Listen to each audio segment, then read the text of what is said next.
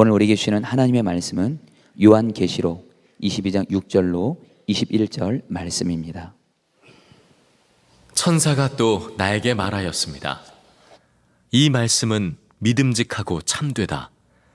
예언자들에게 영을 내려주시는 주 하나님께서 자기의 종들에게 곧 일어날 일들을 보여주시려고 자기의 천사들을 보내셨다. 보아라, 내가 곧 오겠다 하신 주님의 말씀을 기억하여라. 이 책에 기록된 예언의 말씀을 지키는 사람들은 복이 있습니다. 이 모든 것을 듣고 본 사람은 나 요한입니다. 내가 이 모든 것을 듣고 볼 때에 이것들을 내게 보여준 그 천사의 발 앞에 엎드려 경배하려고 하였더니 그가 나에게 말하였습니다. 이렇게 하지 말아라. 나도 너와 너의 동료 예언자들과 이 책의 말씀을 지키는 사람들과 같은 종이다. 경배는 하나님께 드려라. 또 그가 나에게 말하였습니다. 때가 가까이 왔으니 이 책에 적힌 예언의 말씀을 봉인하지 말아라. 이제는 불의를 행하는 자는 그대로 불의를 행하고 더러운 자는 그대로 더러운 채로 있어라. 의로운 사람은 그대로 의를 행하고 거룩한 사람은 그대로 거룩한 채로 있어라. 보아라, 내가 곧 가겠다. 나는 각 사람에게 그 행위대로 갚아주려고 상을 가지고 간다. 나는 알파며 오메가, 곧 처음이며 마지막이요 시작이며 끝이다. 생명나무에 이르는 권리를 차지하려고 그리고 성문으로 해서 도성에 들어가려고 자기 겉옷을 깨끗이 빠는 사람은 복이 있다. 개들과 마술쟁이들과 음행하는 자들과 살인자들과 우상 숭배자들과 거짓을 사랑하고 행하는 자는 다 바깥에 남아있게 될 것이다. 나 예수는 나의 천사를 너희에게 보내어 교회들에 주는 이 모든 증언을 전하게 하였다. 나는 다윗의 뿌리요 그의 자손이요 빛나는 샛별이다. 성령과 신부가 오십시오 하고 말씀하십니다. 이 말을 듣는 사람도 또한 오십시오 하고 외치십시오. 목이 마른 사람도 오십시오. 생명의 물을 원하는 사람은 거저 받으십시오. 나는 이 책에 기록한 예언의 말씀을 듣는 모든 사람에게 증언합니다. 누구든지 여기에 무엇을 덧붙이면 하나님께서 그에게 이 책에 기록한 재앙들을 덧붙이실 것이요. 또 누구든지 이 예언의 책에 기록한 말씀에서 무엇을 없애버리면 하나님께서 이 책에 기록한 생명나무와 그 거룩한 도성에서 그가 누릴 몫을 없애버리실 것입니다. 이 모든 계시를 증언하시는 분이 이렇게 말씀하셨습니다. 그렇다. 내가 곧 가겠다. 아멘. 오십시오. 주 예수님. 주 예수의 은혜가 모든 사람에게 있기를 빕니다. 아멘. 아멘. 요한계시록 설교가 이 마지막 장으로 오늘 마치게 됩니다. 성경의 마지막 장이기도 하니 요한계시록 마지막 장에서 우리는 정말 가슴이 떨릴 만큼 너무나 좋은 약속을 받습니다. 우리 주님께서 새하늘과 새 땅을 보여주시고 새 예루살렘을 보여주시고 그리고는 내가 곧 오겠다고 약속하셨습니다. 그것도 3번이나 거푸 말씀하셨습니다. 7절에 내가 곧 오리라, 12절에 내가 곧 가겠다, 20절에 내가 곧 가겠다. 우리 주님이 반드시 오시겠다는 약속을 하시고 성경은 끝나게 됩니다. 지난 금요일에 우리 남북 정상회담을 감격스럽게 보았습니다. 정말 기적과 같은 일입니다.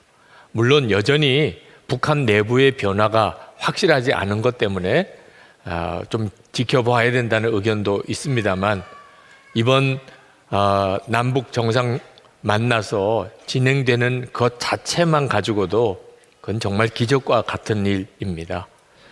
그런데 남북 정상회담이 이 정도라면 우리 주님이 다시 오시는 것은 비교할 수 없이 놀라운 영광인 것입니다. 정말 놀라운 사건인 것입니다. 천사가 6절에 이 말씀은 믿음직하고 참되다 하고 말씀했는데 확실하다, 반드시 그렇게 이루어진다는 겁니다. 그리고 그 이유를 말하기를 하나님이 직접 말씀하셨다는 겁니다. 하나님께서 자기들의 종들에게 곧 일어날 일들을 보여주시려고 자기의 천사들을 보내셨다 했습니다. 주님의 재림을 정말 믿게 되면 주님을 위해서 고난을 당하는, 핍박을 당하는, 심지어 순교를 당하는 것조차도 그게 고통이 아니고 그것이 복이라는 사실을 알게 됩니다. 예수님께서 다시 오실 때 상 주시려고 오신다고 12절에 그렇게 말씀했습니다. 그러니까 이 재림신앙의 핵심은 말할 수 없는 기쁨인 것입니다. 로마서 12장 12절에도 소망 중에 즐거워하며 그렇게 말씀했습니다. 요한이 보아라, 내가 곧 오겠다 하는 주님의 말씀을 듣고 얼마나 기뻤는지 그 말씀을 전해준 천사를 경배하려고, 하나님께 하는 것처럼 경배하려고 했습니다.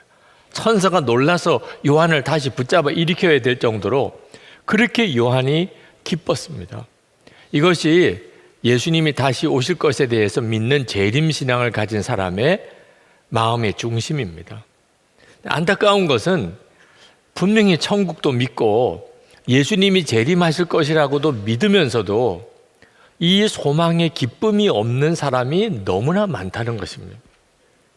어떤 분이 살기가 너무 힘들어서 하나님, 나 정말 빨리 데려가세요, 그렇게 기도를 했는데 분명히 천국을 믿는 거죠. 그런데 이분의 소망은 아직 불분명한 소망입니다. 어떤 사람은 자살하는 게 죄라고 자살은 못하겠고, 하나님 저 빨리 죽고 싶어요, 이렇게 탄식하는 사람이 있는데 그 사람도 천국을 믿는 거죠. 그러나 이 소망은 진짜 소망이라고 할 수가 없어요.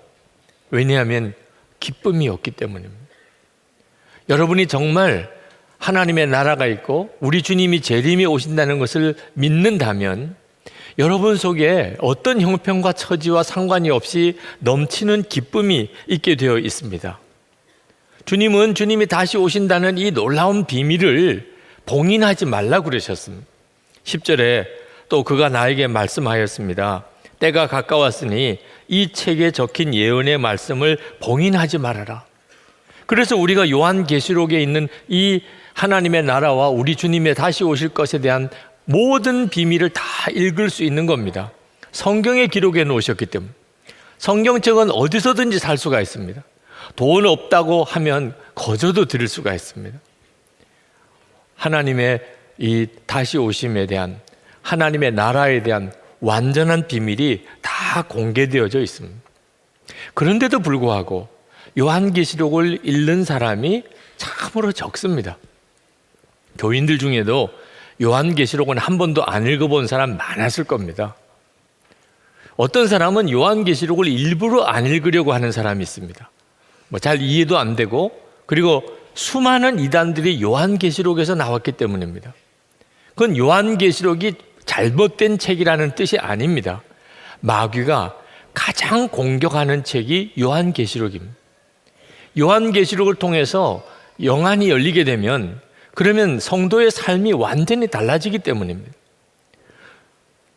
요한계시록에서 어떤 부분을 빼고 어떤 부분을 더하는 것이 이단입니다. 수많은 사람들이 이단의 말에 미혹을 받고 그게 다 요한계시록에 근거되어 있다고 생각합니다. 그러므로 여러분, 요한계시록을 반드시 읽어야 합니다. 마지막 때에 마귀가 요한계시록을 가지고 수많은 성도들을 미혹할 것이기 때문입니다. 여러분이 요한계시록을 정확히 읽고 알고 있다면 어떤 부분이 빠졌는지, 어떤 부분이 더해졌는지를 분별할 수 있을 것입니다. 이제 사람들은 둘로 쫙 갈라질 겁니다. 주님이 재림하실 것에 대해서 진짜 믿는 사람은 이 세상 사람들처럼 살지 않습니다. 환난이 와도, 시험이 와도, 유혹이 와도 하나님의 말씀대로 정결하고 거룩하게 살아가게 될 것입니다. 그러나 주님이 재림한다는 소식을 그렇게 많이 듣고도 그리고 천국이 있다는 것을 그렇게 읽고도 여전히 육신과 마음이 끄는 대로 사는 사람들도 여전히 있습니다. 이런 둘로 이제 분명하게 갈라지게 될 것입니다. 11절에 보면 이제는 불의를 행하는 자는 그대로 불의를 행하고 더러운 자는 그대로 더러운 채로 있어라. 의로운 사람은 그대로 의를 행하고 거룩한 사람은 그대로 거룩한 채로 있어라. 14절 15절에 사람이 완전히 다른 부류의 사람이 우리와 동시대에 살고 있다는 것을 보여줍니다. 여러분은 어느 편에 속한 사람입니까? 주님께서 다시 오실 것에 대해서 갈망을 가지고 있었던 초대교회 성도들은 삶이 완전히 다른 사람과 달랐습니다. 그들의 삶을 증언해주는 초대교회 문서가 하나 있습니다. 디오그네투스에게 보내는 편지라는 문서입니다. 2세기경에 살았던 아주 귀족이었던 디오그네투스에게 누군가가 편지를 보낸 겁니다. 요한의 제자였던 폴리캅이 이 편지를 썼을 거라고 추측하는 이들도 있습니다. 그 편지에는 이렇게 썼습니다. 디오그네투스께 그리스도인은 나라나 언어나 의복 때문에 다른 사람들과 구별되는 게 아닙니다. 그들은 그들만의 도시에 사는 것도 아니고 이상한 언어를 쓰는 것도 아니며 특별한 삶을 사는 것도 아닙니다. 그들은 그리스나 다른 이방 도시들에 흩어져 살고 그 도시의 관습에 따라 옷을 입고 그 도시의 음식을 먹으며 살아갑니다. 그들은 자기 조국에 살면서도 마치 나그네와 같습니다. 시민으로서 모든 의무를 수행하지만 외국인과 같이 모든 권리를 누리지는 못합니다. 다른 사람들처럼 결혼하여 아이를 가지지만 아이를 버리지는 않습니다. 다른 사람들과 식탁은 공유하지만 아내를 공유하지는 않습니다. 육신을 입고 있지만 육신을 따라 살지는 않습니다. 지상에서 시간을 보내고 있지만 시민권은 하늘에 있습니다. 그들은 주어진 법에 순종하지만 그들의 삶은 그 법을 초월합니다. 그들은 모든 사람을 사랑하지만 사람들에 의해 박해를 받습니다. 그들은 가난하지만 많은 사람들을 부유하게 합니다. 그들은 능욕받을 때 능욕하는 자를 축복하고 멸시당할 때 멸시하는 자를 존중합니다. 그들은 착한 일을 하는데도 죄인들처럼 벌을 받고 벌을 받을 때에는 생명을 얻는 것 같이 기뻐합니다. 유대인들이 그들을 공격하고 헬라인들이 그들을 핍박하지만 유대인들과 헬라인들은 자신들이 왜 그들을 미워하는지도 모릅니다. 한마디로 그리스도인들은 세상 사람들과 완전히 사는 게 다르다는 겁니다. 이유가 우리 주님의 재림을 믿고 그것을 바라보고 사는 사람들이기 때문에 그렇습니다. 요한계시록에는 주님의 환상, 주님의 재림에 대한 환상이 나옵니다. 그러나 어디에도 정확하게 어느 날짜에 주님이 오실 것에 대한 이야기는 없습니다. 그래서 전 천년설, 후 천년설과 같이 신학적인 논쟁도 일어나기도 합니다. 성경이 명확하게 말씀하고 있지 않는 부분이기 때문에 그렇습니다. 이것이 하나님의 지혜입니다. 만약에 우리에게 주님이 다시 오실 날짜를 정확하게 주님이 알려주셨다면 우리는 주님이 오시기 전날까지 마음대로 살다가 그날 저녁에 다 회개하게 될 것입니다. 하나님은 절대로 그렇게 속임을 당하는 분이 아니십니다. 성경이 말하는 재림신앙의 핵심은 주님이 언제 오실까에 대한 시간의 문제가 아니고 언제 오시더라도 주님을 맞이할 수 있는 준비된 삶을 살라는 것입니다. 그래서 성경에 주님의 재림의 날짜가 분명하게 기록되지 않은 겁니다. 항상 주님 오실 것을 준비하고 살면 그게 무슨 문제가 되겠습니까? 요한은 17절 말씀에 성령과 신부가 주님께 오십시오 하고 외치는 소리를 들을 때 이 소리를 듣는 모든 사람들에게 여러분들도 다 주님께 오십시오 하고 외치십시오 그렇게 말씀하고 있습니다. 주님께서 성령과 신부가 오십시오라고 하니까 주님이 이렇게 응답하십니다. 20절에 그렇다 내가 곧 가겠다. 그러자 요한이 또 대답했습니다. 아멘 오십시오 주 예수님. 여러분, 계시록이 기록될 당시에, 그때 당시에 교인들은 요한이 우리 주님께 오십시오, 아멘 주 예수님 오십시오 이렇게 외쳤던 것에 다 공감했을 것입니다. 그리고 다 큰 소리로 그렇게 오십시오 외쳤을 것입니다. 왜? 그들은 말할 수 없는 핍박 가운데, 고난 가운데 예수님을 믿고 있었기 때문입니다. 그들에게 있어서는 예수님이 재림에 오시는 것은 가장 큰 복이고 소망이고 기쁨이었습니다.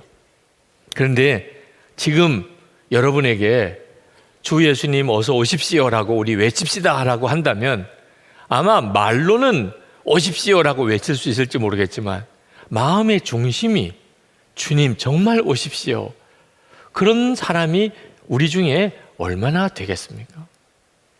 우리들의 사는 형편이 무슨 핍박이 심하거나 이제 꼭 죽음을 눈앞에 두고 있거나 그런 어려운 형편이 아니기 때문에 우리에게도 기도 제목들은 많지만 그래도 그럭저럭 살만하니까 주 예수님 정말 지금 오십시오 이런 외침이 안 나오는 이들이 있습니다. 오히려 지금 주님이 오신다면 당황스러울 분들이 있을 겁니다. 나 아무것도 준비가 안 됐는데 주님이 지금 오신다면 어떻게 해? 주님이 오시는 것에 대해서 오히려 너무나 슬퍼하고 그것 때문에 두려워하는 이들도 있을 겁니다. 주님 오실 때 오시겠지만 며칠 전에만 좀 알려주세요. 그런 심정이실 분들이 아마 상당히 많이 있을 것입니다. 여러분, 이건 정말 두려운 일이라는 걸 알아야 됩니다. 누가복음 17장 26절에서 30절에 보면 예수님께서 다시 오실 때 걱정하신 것이 있습니다. 하나님의 자녀들이 세상에 나가서 방탕하게 살고 죄 짓고 사는 것을 걱정하신 게 아닙니다. 예수님이 걱정하신 것은 주님이 다시 오실 때 하나님의 자녀들이 먹고 마시고 입고 사고 팔고 시집가고 장가가고 애들 낳고 애들 기르고 정신없이 세상의 일에만 몰두하고 사는 것을 보는 것이었습니다. 다시 말하면 주님이 다시 오시는 것에 대해서는 아무 생각 없이 사는 것입니다. 그것이 두려운 것입니다.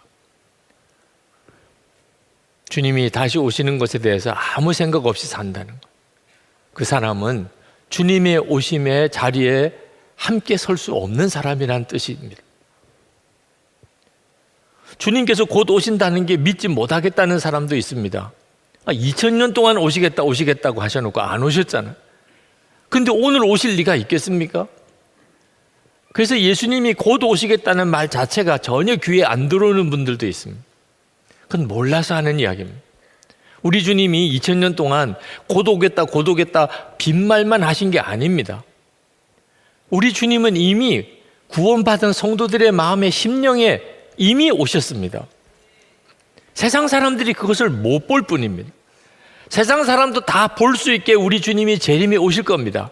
그러나 그 전에 구원받은 성도 그 마음의 심령의 중심에 주님이 오십니다. 요한복음 14장 18절에 우리 주님은 내가 너희를 고아와 같이 버려두지 아니하고 너희에게로 오리라고 말씀하셨습니다. 그리고 19절 말씀에 세상 사람들은 나를 보지 못할 것이로되 너희는 나를 볼 것이라고 그랬습니다. 이 일은 지금 우리 안에 오신 성령으로 오신 주님을 말씀하는 겁니다. 여러분은 정말 재림 때에 다 구원받을 그 사람입니까? 여러분 안에 오신 주님이 증거인 것입니다. 주님과 동행해서 사는 것만큼 확실한 보증은 없습니다. 우리는 이렇게 예배를 드립니다. 이 예배 드리는 것은 하나님의 나라에서 드려지는 천상의 예배의 하나의 모형 예표입니다. 우리는 이 땅에 교회가 있는 것을 봅니다.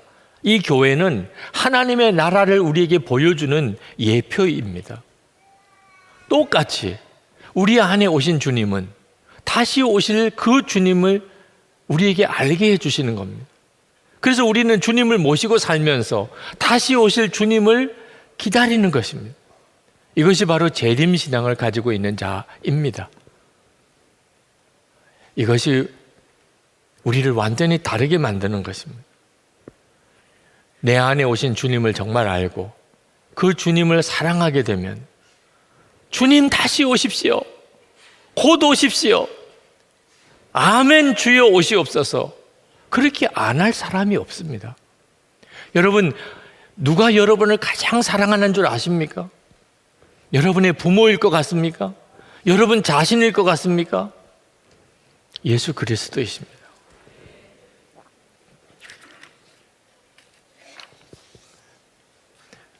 만프렛 지발트라고 하는 사람이 누가 너를 사랑하는가 라는 시를 썼습니다. 너의 능력이 사라진 후에 누가 너를 사랑하는가? 내가 일할 힘이 없어졌을 때 너를 사랑하는 이가 있는가? 내가 꽂아놓은 보리자루처럼 가만히 있어도 내가 있다는 것만으로 기뻐하는 이가 있는가? 내가 가진 지식과 능력과 소유를 먼저 묻지 않는 자가 누구인가? 누가 너를 사랑하는가?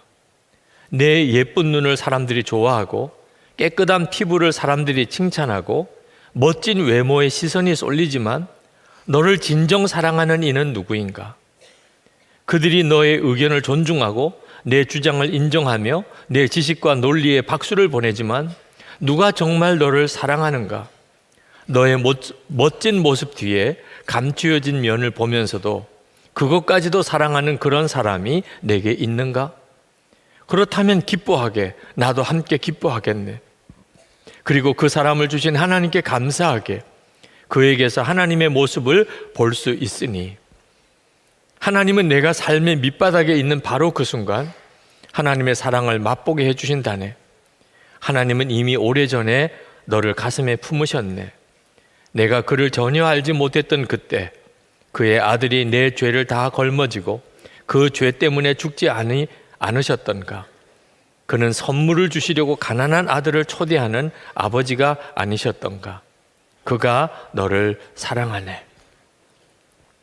우리 안에 오신 주님은 나를 가장 사랑하시는 그분이십니다. 여러분이 그분을 모르십니까? 그렇다면 이 시간에 주님께 구하시기 바랍니다.